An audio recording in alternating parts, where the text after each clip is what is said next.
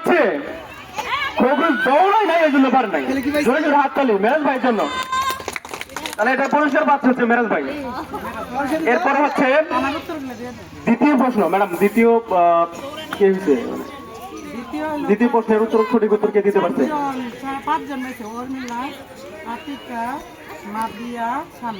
কার উত্তর?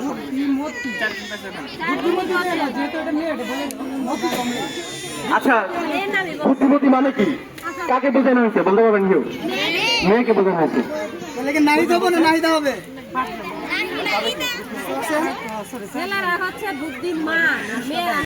নাহিদ বললো 2 গুণন 3 সমান সমান 6 এবং নাহিদা বললো 3 গুণন 2 সমান সমান 6। এখানে কে বুদ্ধিমতী? বাবু আমি তুমি? আচ্ছা শিখিয়ে দিলাম মানে তুমি বলো। আচ্ছা নাহিদ বলো না নাহিদা বলো, দুইটার মধ্যে। দুজনে আমি ঠিক আছে, আমি তুমি দাও। ধন্যবাদ দুজনে। আচ্ছা ধন্যবাদ। আচ্ছা ও যে খারাপ করে আসছে আর তো অনেক মানুষ। আপনার নাম কি? আকিলা।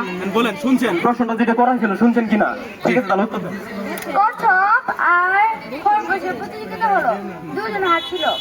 এখন কচ্ছপ ভাবলো যে আমি তো অনেক দ্রুত চলতে পারি, এখন আমি একটু ঘুমাই। এখনকার কচ্ছপ তো আস্তে আস্তে হাঁটে, ওই আস্তে আস্তে আমি ঘুম থেকে উঠে চলে যাব, এই সুযোগে ঘুমাইছে।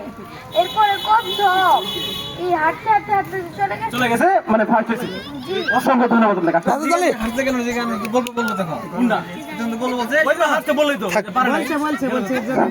আচ্ছা আসেন তাড়াতাড়ি আসেন, তাড়াতাড়ি আসেন। প্রশ্ন শুনছেন তো? শুনছেন?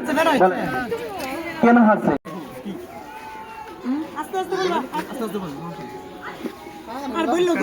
একজন শিক্ষার্থী কত সময় একজন শিক্ষকের সাথে কত সময় তার মায়ের সাথে? আচ্ছা আপনি বলেন।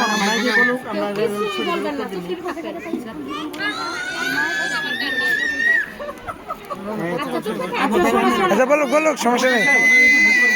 শেষ লক করে দেবো। আচ্ছা উত্তর কি সঠিক হয়েছে?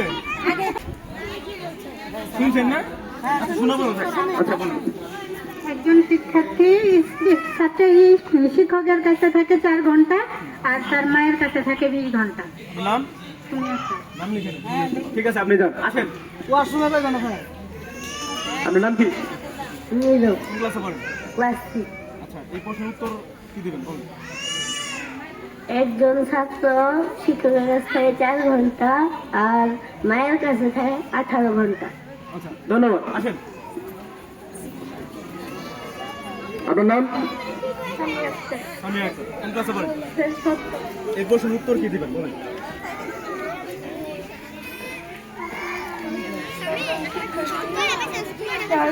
শিক্ষকের কাছে থাকে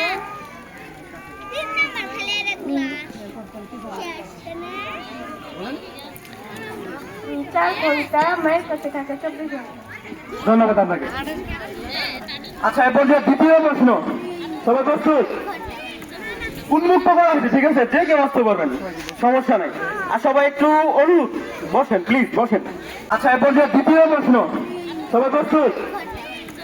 উন্মুক্ত করা হয়েছে, ঠিক আছে? যে কেউ আসতে পারবেন, সমস্যা নেই। আর সবাই একটু অনুরোধ বসেন, প্লিজ বসেন। সবাই একটু বসেন বসেন। প্রশ্ন হচ্ছে খরগোশ এবং কচ্ছপের প্রতিযোগিতায় খরগোশ কেন হেরেছিল? প্রশ্নটা হচ্ছে খরগোশ এবং কচ্ছপের প্রতিযোগিতায় খরগোশ কেন হেরেছিল? আমি যতটুকু মনে করি যে খরগোশ শুধুমাত্র ঘুমানোর জন্য হেরেছিল, কারণ সে হাঁটে নেই, সে দৌড়ায় নেই, সে যদি দৌড়াতো সে অবশ্যই যুক্ত। এটি কি হয়েছে নাকি না হয়তো আপনারা দেখেন। ধন্যবাদ আপনাকে। আমরা মুখস্থ করে বেড়ে গেছে।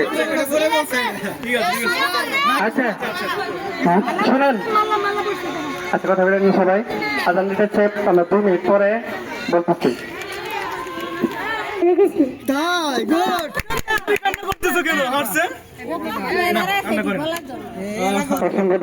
আমি বানাবো, হবে কিনা জানি না। যাই হোক, কচ্ছপ এবং খরগোশের মধ্যে প্রতিযোগিতায় খরগোশ হেরে যাওয়ার কারণ হচ্ছে হলো মানুষকে ছোট করে দেখা। যেমন দাদা মানুষকে আমরা ছোট করে দেখি না, খরগোশ কচ্ছপকে কি করেছিল? ছোট করে দিয়েছিল। খরগোশ কচ্ছপকে ছোট করে দেখেছিল যে কি ও তো আমার সাথে কখনোই পারবে না, আমি তো ওর আগে দৌড়াই। হলো মানুষকে ছোট করে দেখা, যেমন দাদা মানুষকে আমরা ছোট করে দেখি না, খরগোশ কচ্ছপকে কি করেছিল? ছোট করে দিয়েছিল। খরগোশ ও কচ্ছপকে ছোট করে দেখেছিল যে কি ও তো অংশটি কখনোই পারবে না। আচ্ছা উত্তরটা দিচ্ছি, বলেন। পুরস্কার সবাই পাইবে। আচ্ছা, এটা শেষ করি, এটা দিয়ে শেষ করি। খরগোশের যদি এটা একটু মানে ইয়ে হলো। আমরা তো বললাম লজিক দিলাম। এটা লজিক হচ্ছে